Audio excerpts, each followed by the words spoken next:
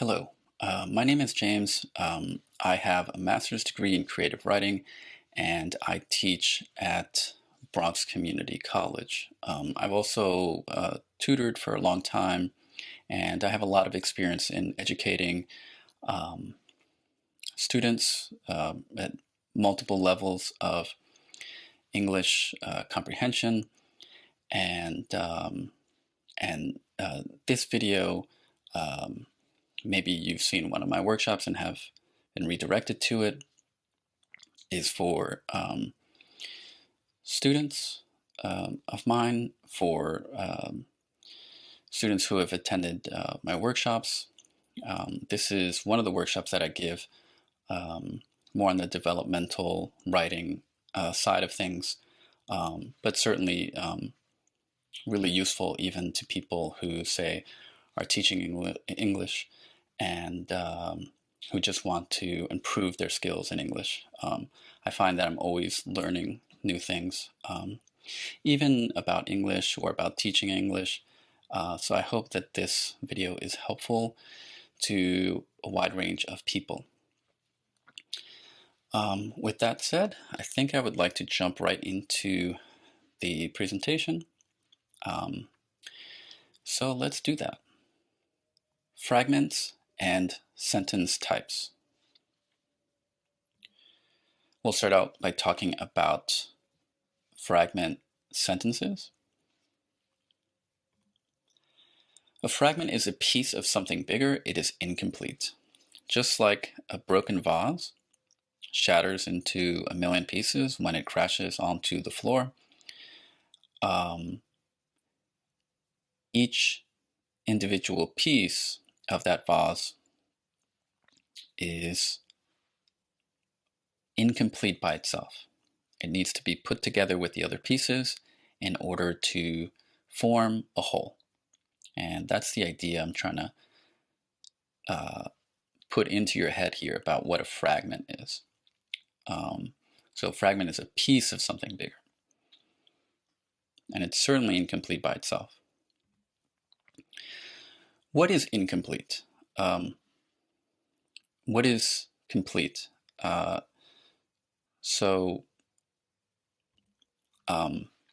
fix a fragment sentence, it is important to know what a complete sentence is. And that's why we're using the term independent clause,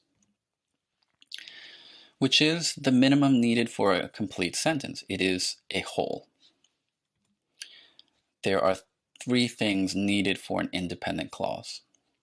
Before we get to those things, and these are the three minimum things for any independent clause or anything that you can put a period at the end of, I think it's important to note that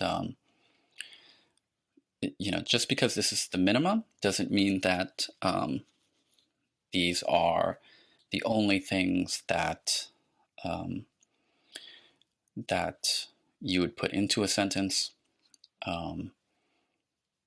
There are many other elements of sentences, and we'll talk about how to build more complex sentences than just these simple sentences that we're going to look at first.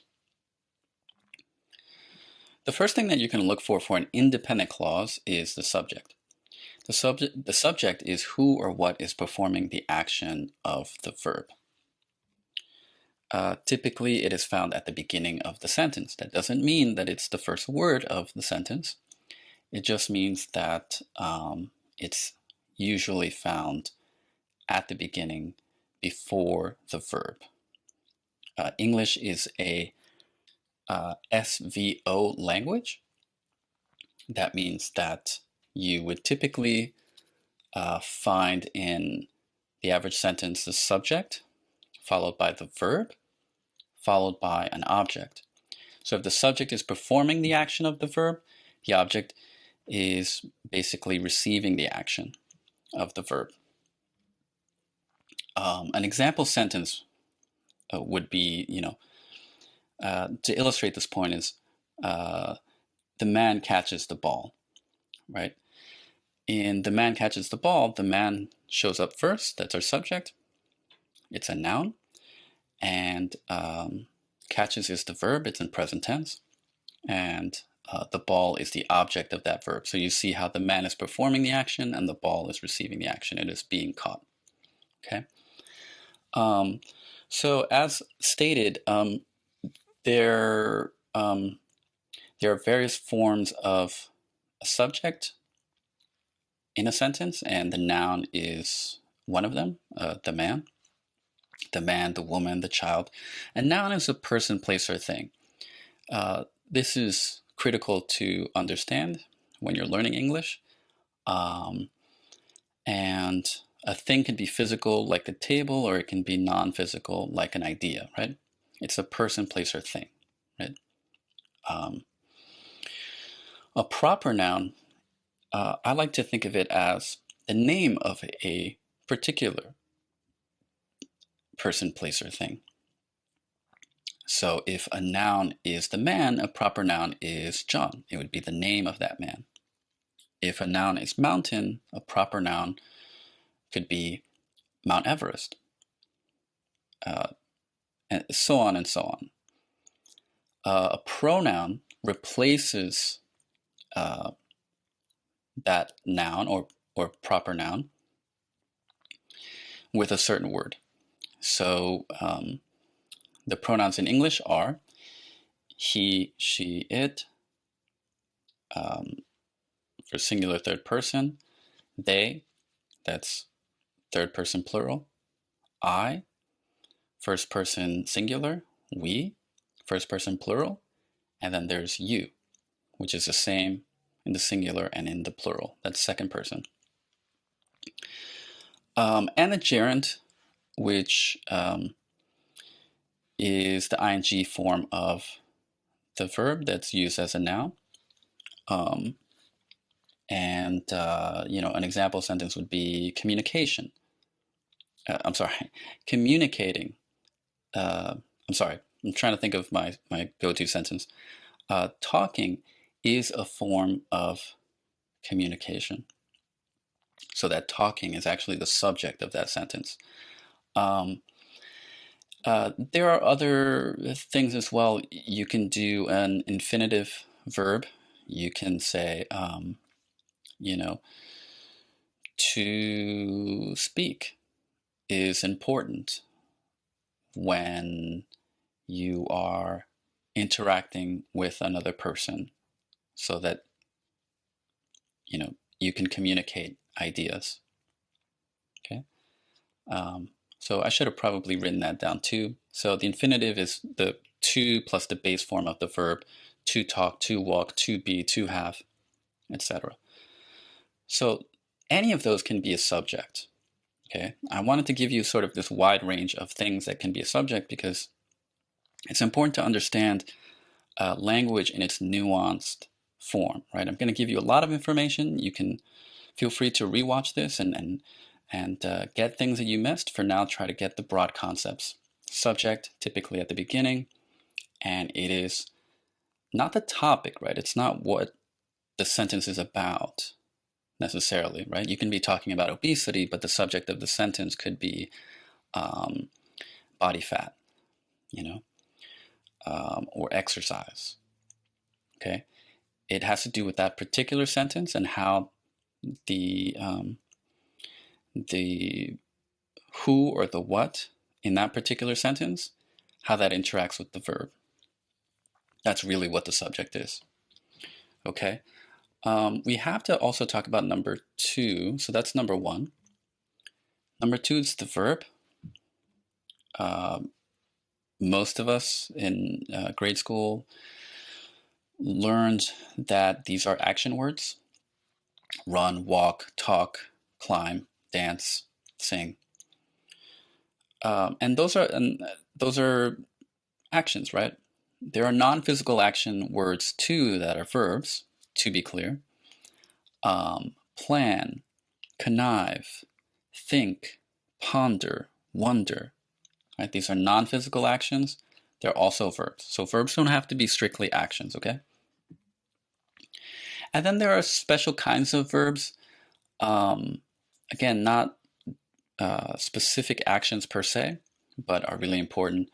They link one verb to another verb typically, And, I can do another video just on linking verbs and all the different forms. There's the continuous tense and the perfect tenses and other things. So linking verbs, typically the ones that pop to mind are be and have. Okay, there are other ones like become and so on. But be and have are really important in English. Okay, so now we have two parts. We have a subject and a verb. Okay, there's actually one more thing that you need. Even though you can write a sentence with just a subject and a verb, like he understands, she nods, right? But there's actually a third thing here that if you're not familiar with the independent clause concept, you might not be thinking about. And it's actually crucial. Actually, all three of these items are crucial. And that's the complete idea. This is maybe a little bit trickier to understand than the other two. And what this means is that the clause does not need anything. It can stand on its own. It's kind of, you can refer to it also as independence, okay? It's best explained with examples. So I'm going to use examples of dependent clauses. When I say dependent clause, I'm talking about something that cannot stand on its own. It's missing the complete idea. Okay, so we just talked about complete idea. When we're missing the complete idea, instead of the clause being independent, which is what we want, because we can put a period at the end of that, a full stop, it's not that, it's dependent, right? And you can just think of the word independent and dependent, right? Dependent needs something else, independent does not need something else. Let's look at some examples. Clauses beginning with subordinating conjunctions.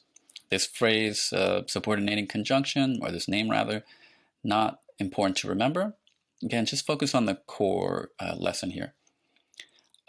These words are, for example, because, if, since, when. When you start a clause with that clause, that doesn't mean the whole sentence, but that idea becomes dependent. So, because it rained a lot yesterday. It would be incorrect in this example to put a period at the end of that. And why has to do with the independent clause. It's not there, okay? Because it rained a lot yesterday, what? Right? There's like an expectation of something to follow that, right? And different words, different subordinating conjunctions have different reasons for this. Because has to do with causality, and after because, you would have a cause, and before because, or after the clause that starts with because, so at the beginning, right before the because, or after, right here, you would have the effect. So just to give an example, because it rained a lot yesterday, I didn't go for a walk. Okay, so I didn't go for a walk, that would be the independent clause, that's the effect, and it's caused by this cause, and the cause is the fact that it rained a lot yesterday. Just pay attention to the words I'm using too. Cause, something that leads to something else happening, is different from clause, right, with the L here. So a clause is more like a thought in a sentence. You usually see like a comma to introduce new clauses in a sentence, okay? But not independent clauses. With an independent clause, we want a period at the end of that. There are other ways of punctuating independent clauses. That's a whole nother workshop or lecture. For now, let's focus on the dependent clause idea.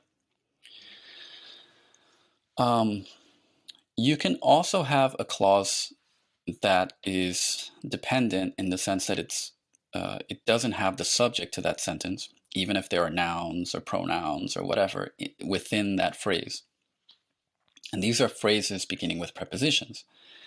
These are some examples: in, on, of, by. There are many of these prepositions. Prepositions in particular are really hard for ESL students because ESL students want to know how to translate, very quickly. And the problem with prepositions is they're used idiomatically, which means we say them how we say them. They're used in phrases. They kind of are kind of usually in set phrases. And so you can't translate them as the same word every time. So if you're having problems with, if you're ESL and you're having problems with prepositions, understand that that's normal. The example here of a dependent clause, something that's incomplete by itself, is in the summer of 1992. Okay, that's incorrect, right? So what happened in the summer of 1992, for example? The sentence doesn't really say. It just brings that to mind, okay?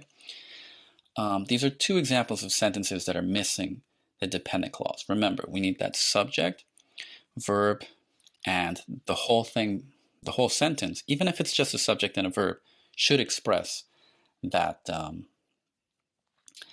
that completeness, right? So here I have some practice. I'm going to give you some instructions, and then I would love for you to pause the video and try these exercises on your own. And then I'm going to go over them. So what I would like for you to do is, looking at all of these, fix these fragments. They're all fragment sentences by adding what's missing. Okay. Some are going to be missing the subject, some are going to be missing the verb, and some are going to be missing the complete idea. Please pause the video right now, and I will be giving you the answers, doing the practice myself, and answering hypothetical questions that I can think of. If there are questions that you do have that I don't answer, please communicate that with me. You can write it down in the comments, and I will answer as many as I can. Okay, so now let's look at the practice sentences, these fragments, and let's start fixing them. Number one, graduated from Columbia University with a BA in English. Okay, the first thing you have to do is figure out what's missing, and then you can figure out how to fix it. Okay. In this case, we know it's a fragment sentence. I tell you that it's a fragment sentence, that they're all fragment sentences. So you already know it's a mistake. So you don't have to do that. You just have to figure out what's missing. For me, and I have to slow myself down here because I realize, if you're watching this, these rules are not going to be as familiar to you as they are to me. And the things that I know might not readily come to your mind as they do for mine. So I'll try to slow down here. We have a verb, okay? Graduated. It's a thing that people do, right? They finish school, they graduate. It's an action. And this sort of completes the rest of the idea. So if we have a verb, what do we look for? We look for the subject. There is no subject here, right? Typically, the subject would go here before the verb. So we know it's definitely missing that. They're all missing one thing, so it's the subject. In this case, just to make things easy, we can say she.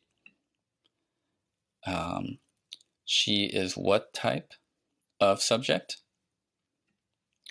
If you guessed pronoun, you would be correct. Okay, it's a subject pronoun. So that's one way of fixing it. Very simple way of fixing that. Okay, number two, John in the park every morning.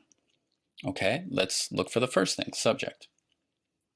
Typically at the beginning, so is this the subject? Yes, it is. It's a proper noun, so this is the subject. What is it missing? Well, I don't see a verb here, right? So it's missing the verb.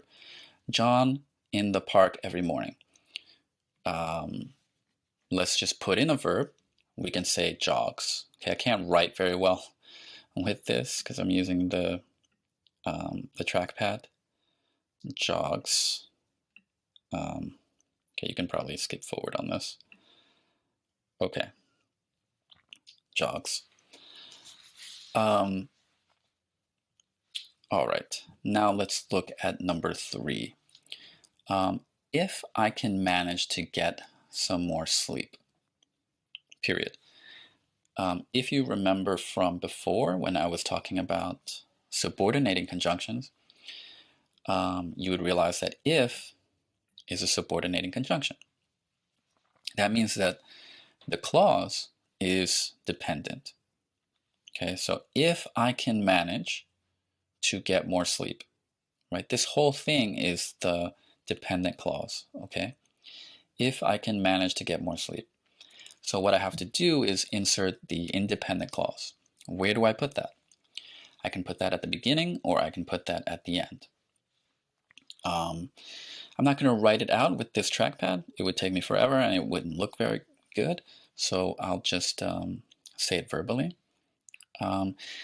If I can manage to get more sleep, comma, I could be more focused at work. Okay.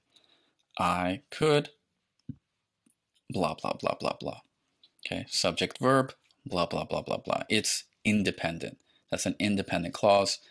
That's what number 3 is missing.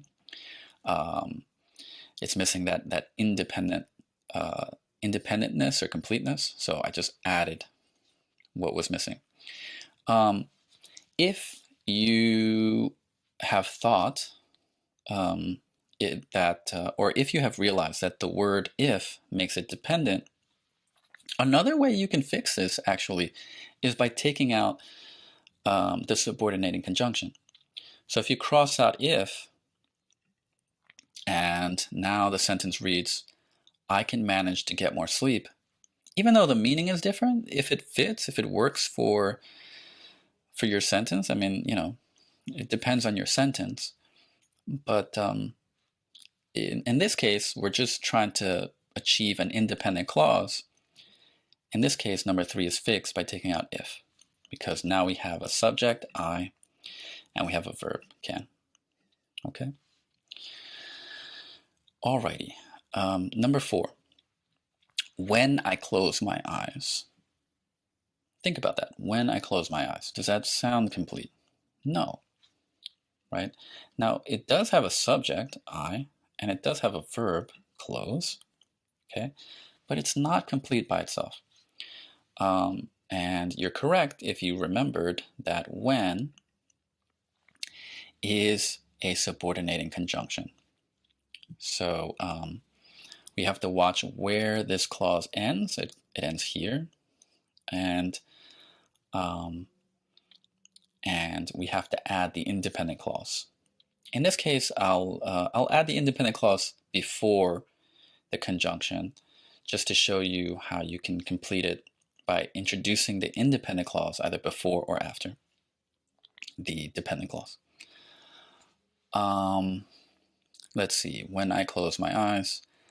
How about this one? Okay, it's a little funny. I can't see anything when I close my eyes. Okay, I can't see anything when I close my eyes. All right, which is, pretty normal. So unless you're the invisible man. All right, number 5. Again, if you have questions, just post them below. She, her grandmother every Sunday. Okay, what is it missing? And then how do you fix it? Add what's missing. It does have a subject, but it's missing the verb, right? So we need a verb in between she and her. What does she blank her grandmother every Sunday? How about she visits? She visits her grandmother every Sunday. Okay, and that's pretty simple. Remember to put the S, it is present tense, and we put the S when the subject is third person singular, he, she, it. So there we go. Number 6 is an excellent form of exercise. What is an excellent form of exercise? Right, that's the question that pops into my mind when I read a sentence like this. And that what has to be the subject of that sentence. So number 6 is missing the subject, okay? What is it? What is an excellent form of exercise, right? I'm not saying the answer is what, although that could be an interesting question. I'm saying, please put in the subject. I don't know what it is. What is it? You can say, well, we mentioned jogging already. So jogging is an excellent form of exercise. In this case, I'm using the gerund, right, as the subject for that sentence. And there we go, right? These were 6 fragment sentences that we corrected by either adding the subject, the verb, or the complete idea. All right. So let's move on from there. Next, we're going to talk about types of sentences. Now that we have independent clauses, or at least that we know what an independent clause is, what can we do with it? Okay. The first thing that we can do is to write a simple sentence. This is a basic sentence. This is the minimum that you need for a sentence. A simple sentence, as the name implies, contains one independent clause. Example, Felicia doesn't want to say goodbye. Okay, everybody's telling Felicia bye, but what if she doesn't want to say goodbye? Okay, sorry, that's a bad joke. Felicia doesn't want to say goodbye. All right, simple sentence. Why? Because we have the subject here, Felicia. We have the verb, in this case it's negative, doesn't, right? It's a contraction. The apostrophe stands for the missing letter here. So it means does not, but we can combine does and not and just say doesn't, right? So Felicia doesn't want to say goodbye. And so it has a subject, the verb, and it's complete, right? We know it's complete because it doesn't need anything else. You could add other things, right? When I talk about the complete idea, I'm not saying that any of these sentences couldn't benefit from more information. For example, I could say Felicia really doesn't want to say goodbye, but the really isn't necessary, okay? Felicia doesn't want to say goodbye, that's complete. I don't need anything for that sentence to just make sense, okay? That is a simple sentence, very straightforward, okay? It is the independent clause, everything that we talked about. And nothing more, by the way. It's just the independent clause. A compound sentence, as the name implies, contains more than one independent clause. So, the man goes to the store, comma, and he buys fruits and vegetables. Where are my independent clauses, guys? Which one's the first one? The man goes to the store. Okay, that's number 1. And he buys fruits and vegetables. Okay, that's number 2. This here is our conjunction. It's called a coordinating conjunction. And we can use it to join 2 independent clauses into one sentence. We just have to make sure that we put this comma before. That's not every time you use and. It's only when you're combining 2 independent clauses in one sentence. Yeah, once again, the man, subject, goes, verb, to the store. Is that complete? Do I need anything else? No, that works by itself. Okay, that's an independent clause. Same thing on the other side. He, subject, buys, verb, fruits and vegetables. Again, you know, independent clause, right? It's complete by itself. So we have two in one. We call that a compound sentence. Okay. Basic, but this is very useful when you're learning English to understand what you can and can't do. Okay. And finally, we'll talk about the complex sentence. A complex sentence, and we've seen some examples of some before in my answering of some of the fragment practice questions, or practice sentences rather. The complex sentence contains at least one dependent clause and one dependent clause. Okay. So although there are a lot of good reasons to go to college, that's our dependent clause, it may not be the best decision for everyone, right? Maybe that's, some people would view that as sacrosanct for an educator to say something like this, but I think it's true. Although there are a lot of good reasons to go to college, dependent clause, notice also the comma, it may not be the best decision for everyone. We have although. This is another one of those subordinating conjunctions. Subordinating conjunctions subordinate. They subordinate the clause. The clause becomes dependent from the independent. So if there were no although, it would be independent. There are a lot of good reasons not to go to college, period. That's an independent clause. But because we put the although, there's going to be a contrast in this sentence. And the contrast comes after the comma. It's the next clause. And the next clause has to be independent because this first one here with although is a dependent clause. So when we combine dependent clause and independent clause, we have complex sentence. Okay. So please go back and review if you need to. I think this is pretty intuitive. You know, I've seen many students excel at understanding this. But to really test your understanding, you have to do it on your own. You have to be able to, in this case, identify types of sentences. So I have 6, again, examples. And I would like for you to do practice number 1. So please pause the video and do the practices on your own. And then I will come back and we'll do the practice together.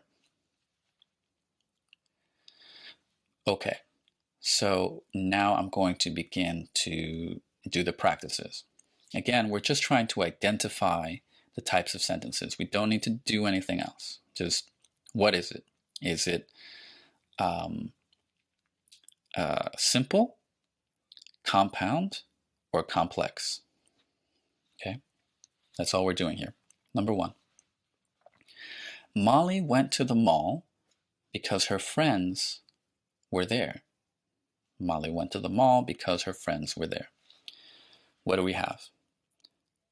Well, we take it one piece at a time. Molly, subject, went, verb, to the mall. Okay, independent clause. Because, we know what that is, subordinating conjunction. Because her friends were there. But just because we have a subordinating conjunction doesn't mean, you know, that that we have, a full independent clause here, right? We have to check if we have a full independent clause here too. Her friends were there, subject, verb. So this would be an independent clause by itself if it didn't have because. So what do we have? Independent clause, and then because of the word because, we have a dependent clause. So when we combine independent with dependent, what do we have? If you guessed complex, you would be correct. Okay, this is complex. Number 2, She doesn't like him, but he doesn't seem to notice. Okay. Let's take it one thing at a time, right? Subject, verb. Okay, does this seem complete? She doesn't like him? Yes. So we have an independent clause. We have but. This is called the coordinating conjunction. And then we have this, right? Is this independent? He doesn't, subject verb, seem to notice. Yes, we do. So we have two independent clauses in one sentence. What is that called? It is called a compound sentence. So that's number 2. Number 3, talking is not allowed. Talking is not allowed. Talking, that's our subject, is the verb, not allowed. That's complete by itself. So we have simple here. Number 3 is simple. Number 4, can you show me where the bathroom is? Can you show me where the bathroom is? Okay. Now, I wanted to throw in a question because when we have a question in English, well, there are different ways of doing a question in English. One way is this way, right? Which is we invert, meaning we switch places with or between the subject, okay, you, and the verb, can. Now, there are other verbs. I can see how this might confuse someone because there is another verb here, right? Show. But when we're thinking about the main verb of a sentence, it's the verb that shows tense. It shows time. It shows when something happens. In this case, can is in the present tense. Can is present tense. Show, in this case, is just the base form. Sometimes the base form does look the same as the present tense, right? So this is a more technical sort of breakdown.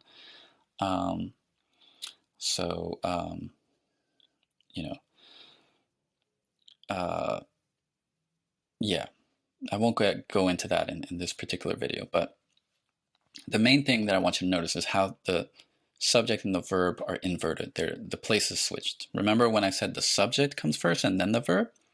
In a question, you often invert the subject and the verb. So it's, can you show me where the bathroom is? Now, another way of doing a sentence in English, and in many other languages, is a rising intonation at the end of the question. So,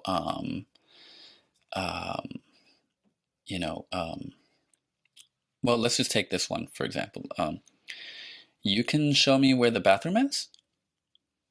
Right? Notice how I went up in pitch at the end of that. You can show me where the bathroom is? Right? That implies question. Okay?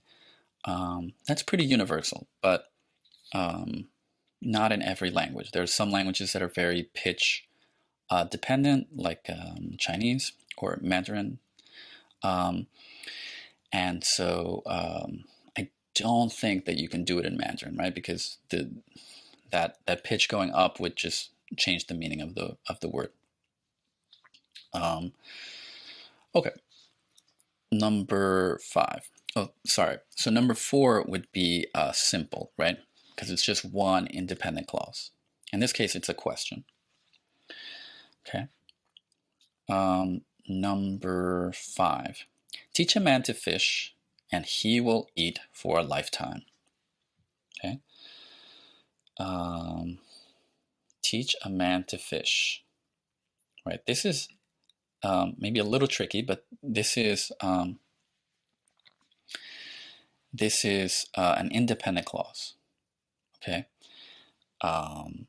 We didn't quite go into this, but like if you have like a command or a suggestion, like go over there, do this, do that, those are also independent clauses. Okay. So there are always exceptions, and I wanted to show you some exceptions to the general things that I've been talking about, just so that you know that they exist. But if they're too tricky for you right now, just don't worry about it. You can do that later. For now, I want you to understand suggestions, commands. Those are independent clauses, even certain questions, even though they don't follow the strict format that I've shown you, right? You know, in number 4, the subject and the verb are inverted, with certain commands and suggestions. You know, don't touch that. You know, don't touch that, for example. In don't touch that, there's the verb, right? Do not, don't. But there's no subject. Why? Because the subject is implied, right? It's you, don't touch that. Or whoever the person is talking to, right? Anyway, so number 5, we have an independent clause and we have another one, because we have subject and we have verb, okay? Yes, we have another verb after that, eat, but again, the main verb here is will. Why? Because it's showing tense. It's showing time. In this case, future. Right? I will eat. You can think of will eat maybe as a unit. Okay, that's another way of thinking about it. Because will eat is just a future of eat, right? I eat, I will eat. I did eat, right? You can also say I ate, which is irregular past tense, right? It doesn't follow the same pattern as all the other verbs do in English. Very tricky, these irregular past tense for especially ESL learners, but for people who are still working on that foundation of English, it's tricky for them too, so no worries. He will eat for a lifetime. This is a common sort of expression, and there are 2 independent clauses, so this would make number 5 a compound sentence, okay? And finally, number 6, if I can, I will. If I can, I will. We start with if. Again, if is a subordinating conjunction. We have subject, we have verb, we have subject, we have verb. So we know we have 2, but we have 2 of what? What comes after the comma is an independent clause, believe it or not. I know it's short, I will, but it's complete, you know, I will. For example, will you take out the trash? I will, okay? It's a independent clause. If I can is, as you know, because of the subordinating conjunction at the beginning, is dependent. It's a dependent clause, not independent. So if I can, dependent clause, I will. Independent clause. What is it called when we have a dependent clause and an independent clause in one sentence? You're correct if you guessed, a complex sentence. Okay, so now we've had practice at simply identifying the types of sentences. This is building those core writing skills, right? These are really important. Even if some of the lessons seem simple, when you put this all together and you have a strong foundation, you will be able to grasp other grammatical concepts better. Okay, so let's look at another practice that I have for you. Okay, this will be the final practice, really the last part of the last big part of this presentation. Create your own. Okay, I would love for you to create a simple sentence, a compound sentence, and a complex sentence. Simple, compound, and complex. And if you want, you know, you can start with that same simple sentence, that independent clause, and just build on that, right? We can make it compound by just adding another independent clause. we can make it complex by changing maybe one of the independent clauses into a dependent clause. Okay, I'm going to give you some time to do that. Pause the video, write these out. If you want to write these in the comments, that's good, and I can check those if I have the time. For now, do these, and then I will give you some examples of my own. Okay, so hopefully you've done all of that, and let me give you some examples of my own of a simple sentence, a compound sentence, and a complex sentence. One of my go-to example sentences for independent clauses is, the man goes to the store. Okay, you sort of saw this one before, but it bears repeating. The man goes to the store, simple sentence. The man, subject, goes, verb. The store would be the object to that verb, not that you need an object every time. Again, I will is an independent clause. It doesn't have an object, okay? But the man goes to the store, or she likes him, okay? Simple sentences. Subject, verb, sometimes with an object, okay? I like to walk in the park, okay? Those are 3 different simple sentences. For a compound sentence, we add another independent clause. So the example that I used earlier, another example was, the man goes to the store and he buys fruits and vegetables, right? Notice the 2 subjects and the 2 verbs. Another example can be, she likes him, but she doesn't know if he likes her back.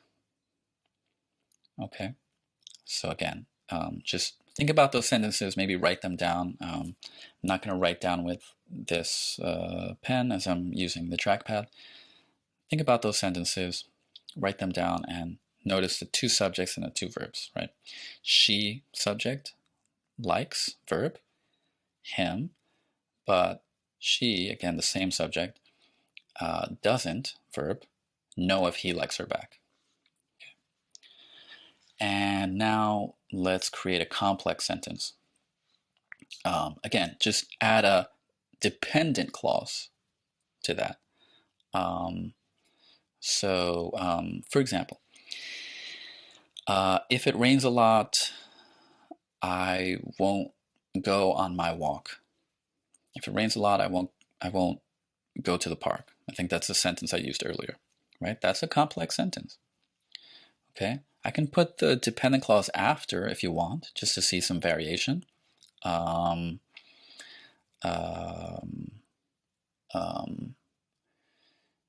She really likes him, although he can be a jerk sometimes. Okay, she really likes him, although he can be a real jerk sometimes. Okay, just notice how the independent clause comes first, and then the dependent clause, which starts with although, right? It starts with that subordinating conjunction, how that comes second. Okay, so I mean, that's basically the presentation. That's what I wanted to give you in this particular. So I hope that that you learned something useful.